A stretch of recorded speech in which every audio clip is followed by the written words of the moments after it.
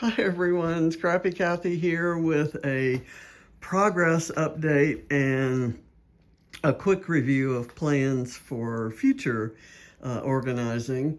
Number one, that mass of wires there are all of those components having to be plugged into the plug under my desk because the plug behind the television has somehow it's connected to a plug on the other side, on the outside of the house, and it was fixed, I don't know, 10 years ago, and it's cutting out again. Anyway, someone asked me what the wires were. And so I'll kind of tell you, when last we spoke, I was going to organize those mixed media supplies on these top two shelves. And I ended up kind of rethinking this shelf and this, well, not so much that one, but the bottom one. And I've moved all three of these containers from where they once were, right here. And in my next project, I'm going to empty and redistribute what's in that drawer, so that this is all clear. And let me see. I've also moved this little stand right here, which I had and will have again right beside me over at the table, kind of forming a little U-shaped workspace. But I don't need it now. I loaded all of these embellishments the way they are. These are the what I call orphan embellishments, or embellishments that I know are likely to be on the Calvin Ball list at some point during the month of March. So this may stay here until then. I may pull some things from it, like today I made a page and I was looking for a one-of-a-kind large butterfly, and I found one in there. And I think it may have been from this same collection. Maybe not, because it was on a cream background and those are on white. Anyway, I have also kind of reorganized. I'll get to the mixed media supplies in a minute.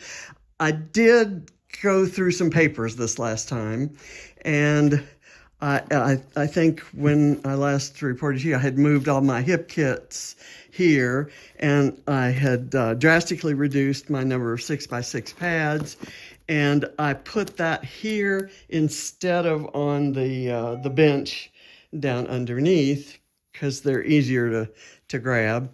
These are Vicky Boutin, all different collections. It's the paper pads, and these are the pre-mixed or pre-made mixed media. I have moved, I'll show you the 49 and Market cart in a minute. I have moved the 49 and Market Beached collection, Vintage Artistry Travel Beached, here to this stack that has like Simple Stories, Simple Vintage Coastal. It has lots of beachy themed papers and patterns. Oh, I love that one with all the woody station wagons, and some authentiques, just a whole mix of things that are coordinated. It's something like a mega kit, as Adam would call it. And I have some 6x6 pads, and then I have the 49 and Market Beached 6x8 collection pack that I opened. It had never been opened, so I opened and put it there. And then I moved the travel collections from 49 and Market. Everywhere, Anywhere, and Wherever are the three travel collections that I have.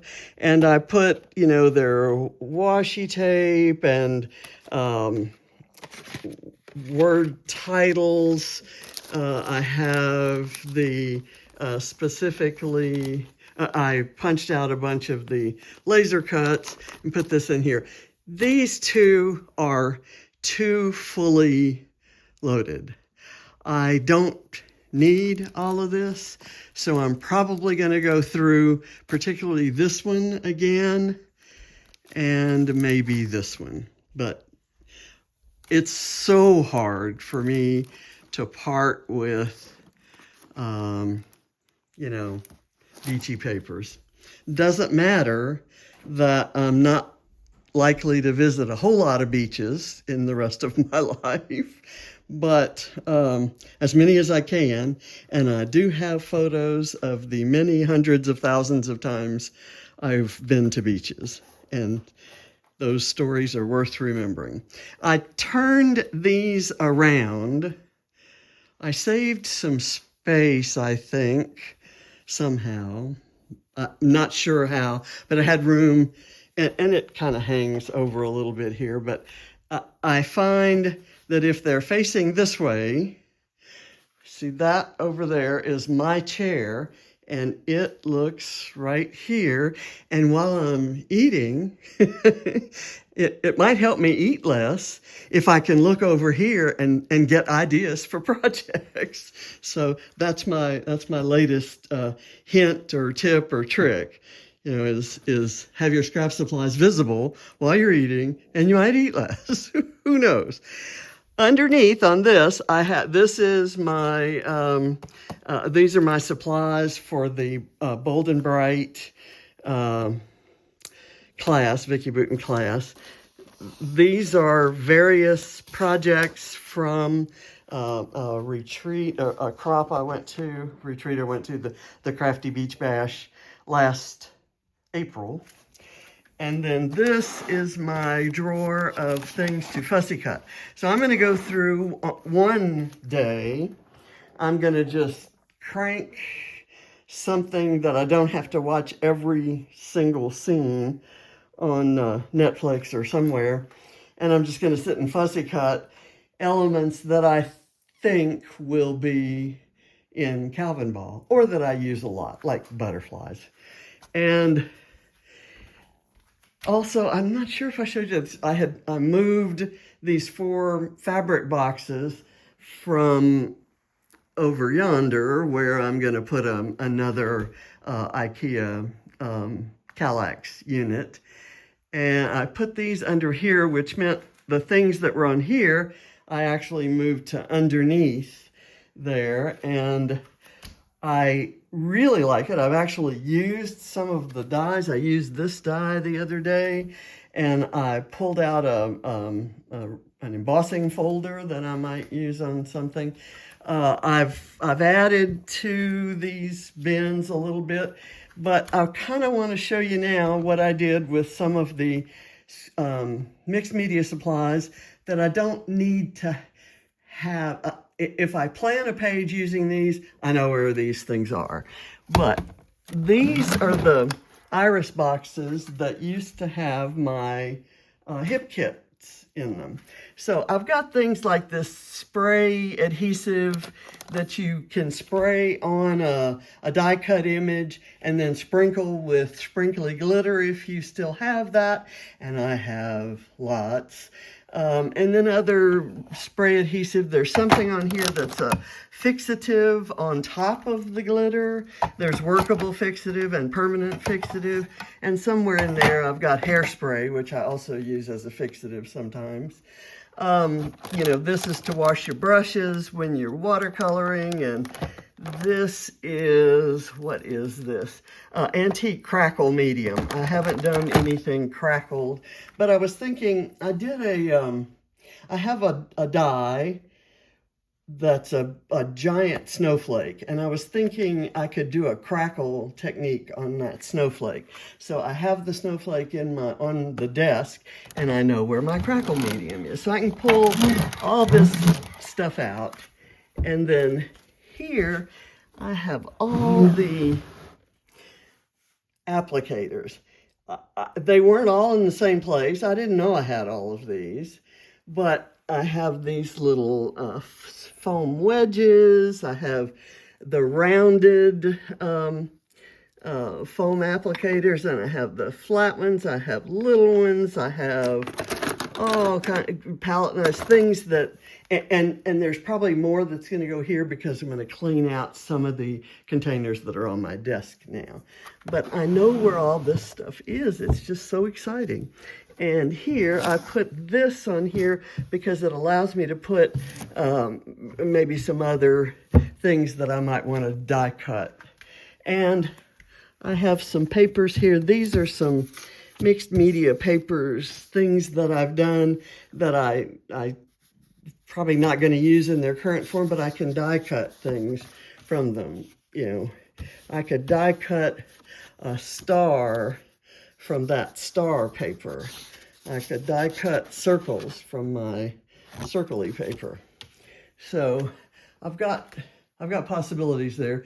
I think I took some dies out of here. I think I had the Bramble Fox dies here by the Bramble Fox. What is that? That is, I didn't put the number. I don't have the number on that because it hasn't been numbered yet because it hasn't been put into the shop.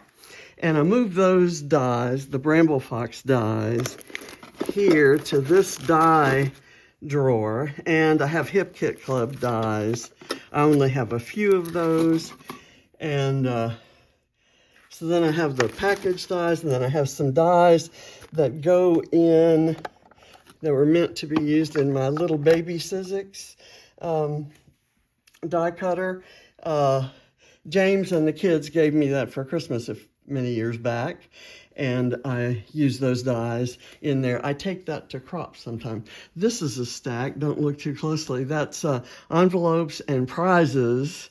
I drew names from those who commented on my 2000 subby hop, and I've notified them. I haven't got all the addresses in yet, so I haven't mailed them. I'm hoping to get that done. And I think I'm going to go through these again with the idea of maybe taking some of the papers that are in here and you know, like the Jen Hadfield, for example. I'm more likely to use those papers if I put them in my paper stacks by color. So I think I might do that. The two collections that I kept the most of have two different color palettes, so I can separate them and find Jen Hadfield in a lot of places.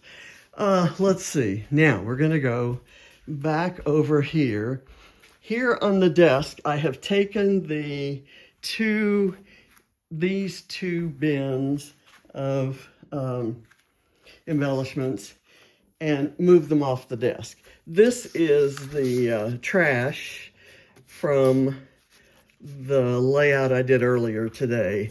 This will probably go in the trash because I'm not going to, although I was thinking I could use this as a stencil. That's the kind of leaves I'm looking for. Okay, so I'm keeping that as a stencil. It's good, thick watercolor paper. And then the rest of this will get divvied up. I probably won't throw much of that away. But what this did is, and these were used to photograph that layout, what this did is it freed up this space on my wood grain tablecloth, plastic tablecloth, to take photos. The layout I did this morning had journaling around the edges, and it's so hard for me to get a completely flat, perfectly square image. So I turned it on its side and added a few of these things and took the photo that way. This box had a whole bunch of junk in it, and I've redistributed that junk, most of which didn't belong in my craft room.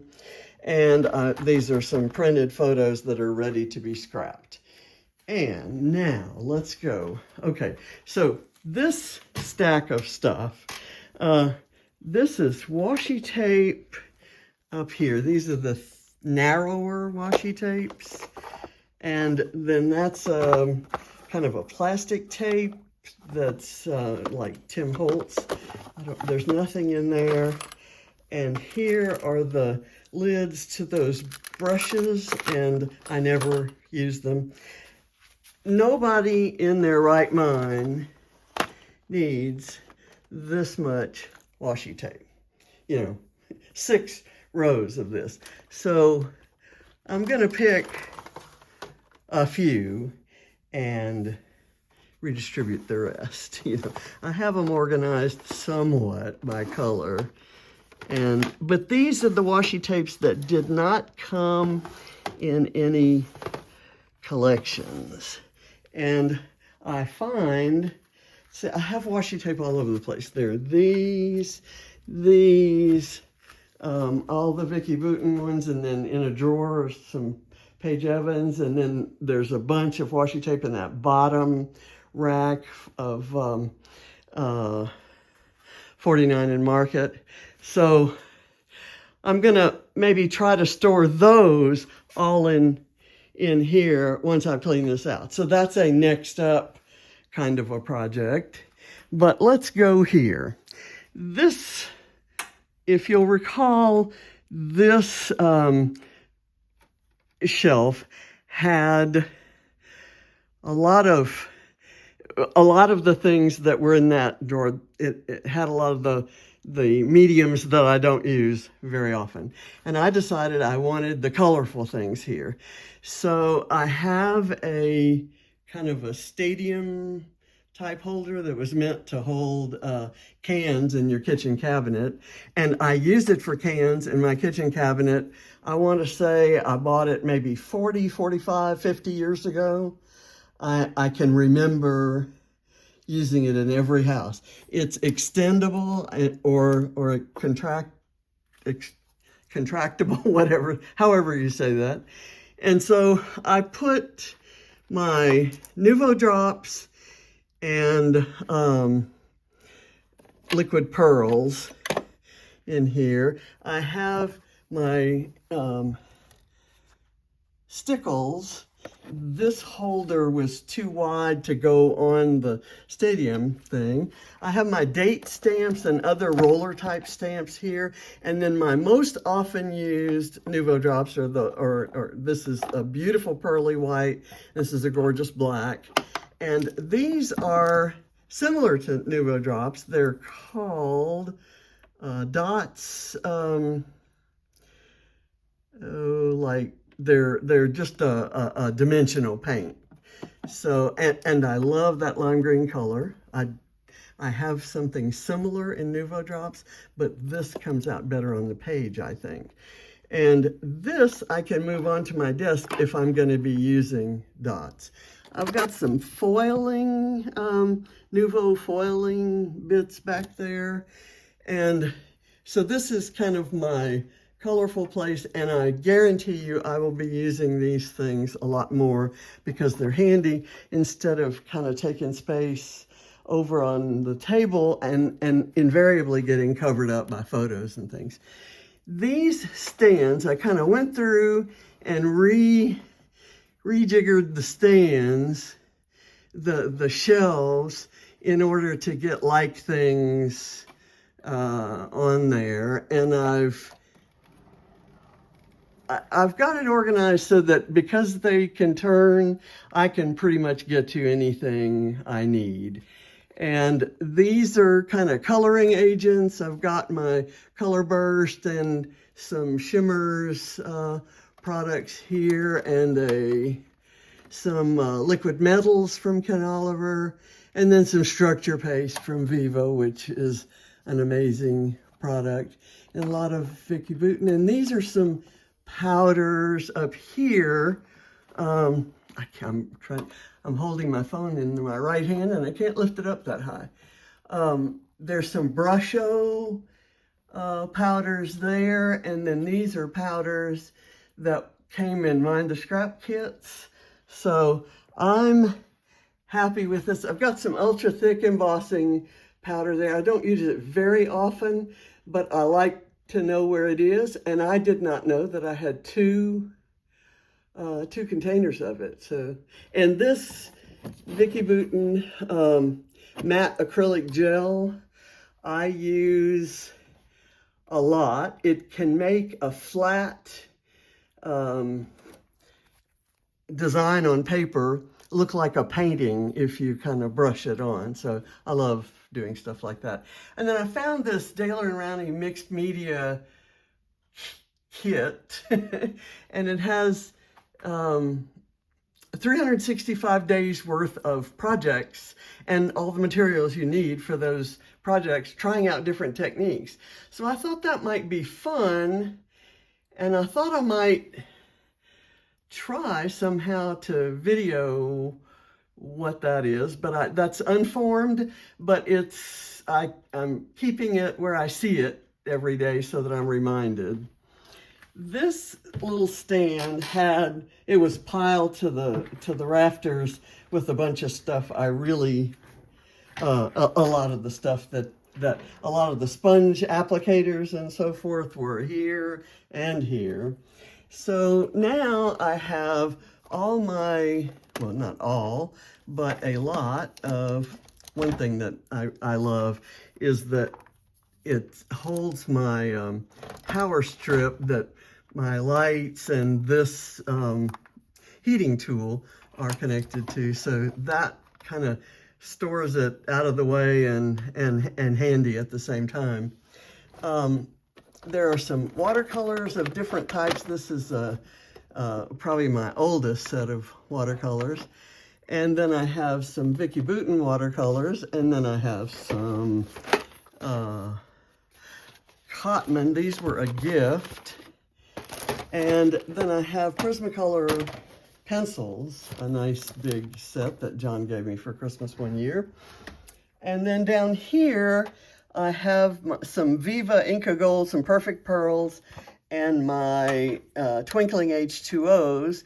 And these are all my alcohol inks and the alcohol ink blower and my paper towel that I'm always looking for. There's some alcohol and some Gamsol. Gamsol is great for blending regular colored pencil. I used it a lot when I did cards because I'd color images with regular colored pencils, and then I'd use the Gamsol to kind of spread the color around. Then down at the bottom is what it's always been, is all my brayers and applicators and texturizers for gel plate stuff. And then there's some stuff over there for pan pastels. Those big gigantic coloring things that look like watercolors back there are pan pastels, and I honestly can't tell you the difference. I signed up for a class with Donna Downey, and that was on the list. It was a pan pastel class, and something happened. Somebody got sick. I didn't take it when it was broadcast, or maybe I bought it and stuffed it away in somewhere on my computer, and I couldn't tell you where that is. So I never took the class. So I've hardly ever used those pan pastels. I need to kind of watch a YouTube video or something, or go back and see if I can find Donna's class, and because I really don't want to lose those. I don't want to not use them, you know. So, and then I think I showed you the stack of boxes I put there. These are things that I've actually, for a few pages now, I've actually looked in nearly every one of those boxes. And before, they were just kind of stuck somewhere that I didn't look at them and certainly didn't use them. So, that's kind of where I stand now. These two rotating stands have spray inks and embossing powder. You know, if I'm going to summarize, that's kind of what they have. And then there are Vicki Boutin's paint. Oh no, are those Vicki Boutin paint markers? Yes, they are. And I didn't have room for them. They would ordinarily have gone up there somewhere, but I didn't think I had room. So the crayons are shorter, and I can't reach them from way up there. So I may move them here and kind of may do a little minor stuff there. So that's where I stand now. And up next, I already said I was going to go through washi tapes. I'm probably going to go through these paper pads and find duplicates, kind of pull out some things to donate to the kids. Same with these pre-made mixed media. And then the big project, or over here, right there next to that drawer, was a stack of these 3 iris boxes. And I had no idea what was in them. And you'll be shocked. First of all, this one has a napkin with a picture of the Eiffel Tower, not quite sure. Some photos from a going away party. When I moved to Brussels, I was working in Breda several days a week in the Netherlands, and I had an employee who'd been working and living in Breda for longer than I had, and he stayed longer than I did. But when he left and returned to the U.S., I was already in the U.S., but the Treasury Center gave him a going away dinner. And the going away dinner, because he and I had both dealt so much with a bank in London, in Bromley, in fact, we had the party in London.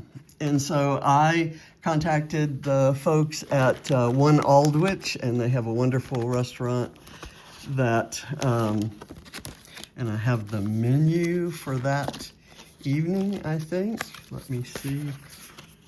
I'm not finding it. Well, something was there, and I'm not sure what it was. The insides are not there. That's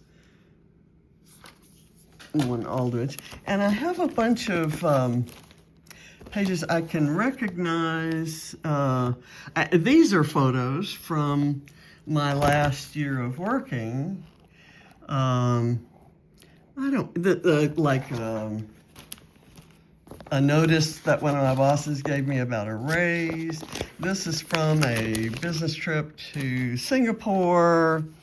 A boat trip in the Netherlands on one of my first visits there before I had actually moved.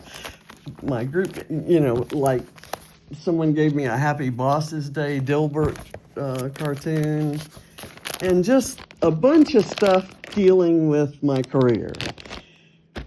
And it should be fairly quick to organize these, maybe identify some projects I need to do, but at least get these into an album, like threaded onto the hooks of an album. Okay, so that's that box. I think